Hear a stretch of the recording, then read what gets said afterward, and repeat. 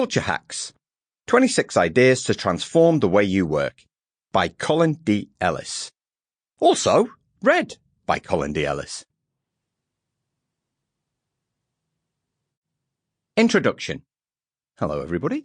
Thank you so much for buying this audiobook, which I wrote during the first COVID lockdown in Australia in 2020. What a year 2020 was. We're recording it now in early 2021 in the middle of the Melbourne summer here. It's going to be about 100 degrees, 110 degrees or something ridiculous outside.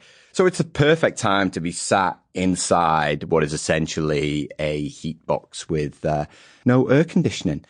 So I hope you enjoy this audiobook. As we go through this, I will add little bits and bobs that weren't in the original book that I've picked up during 2020 in the hope that they further help you to build the kind of culture that you want for 2021 and beyond.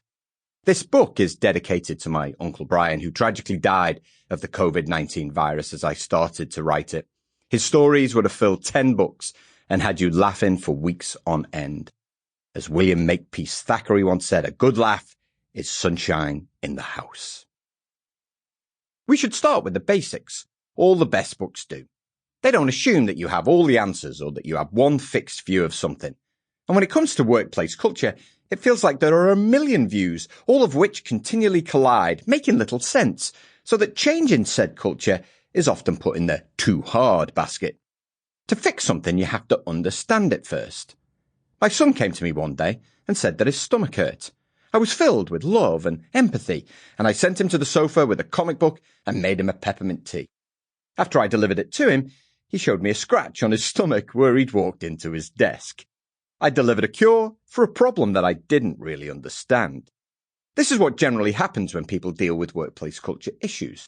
The solutions are often things like implementing the latest management method, switching to open plan offices, restructuring, providing technical training courses, process redesign, building an innovation hub, offering new collaboration tools, implementing new policies, and in 2020, everybody working from home forever.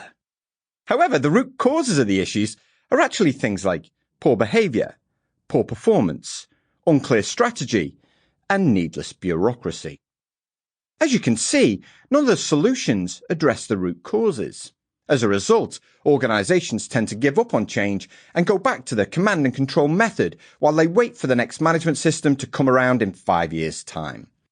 So what is culture?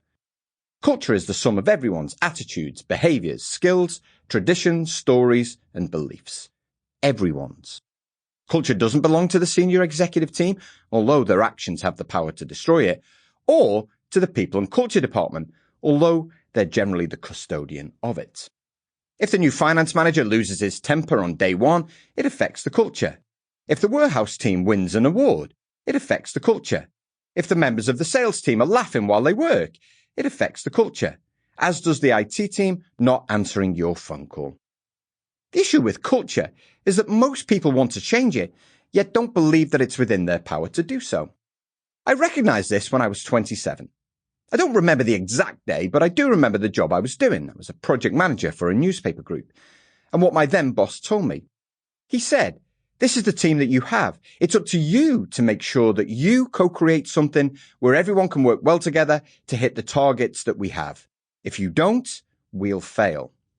I remember feeling a sense of responsibility that I'd never had before. And so, as a highly extroverted individual, I did what anyone with my personality would do. I took the team to the pub. It was a team of introverts. Yeah, that went well. 2 weeks later, I sat down with my boss and had a bit of a whinge. "These guys are idiots," I said. "They don't want to do anything that I suggest. They just sit there quietly." My boss looked at me and asked, "What have you done differently to engage with them, to create a sense of shared purpose and commitment to what we have to do?" I told him, "Well, I took them to the pub twice and suggested we go go-karting." His response was short. "Maybe, just maybe, you're the idiot." He said it in a good-natured way, although obviously I disagreed, and then set about explaining what it meant to create a good team culture. These little nuggets of information have served me well for the best part of 20 years, and I continue to share them in the workshops that I run with organizations around the world who are desperate to do what I wanted to do. Sample complete. Ready to continue?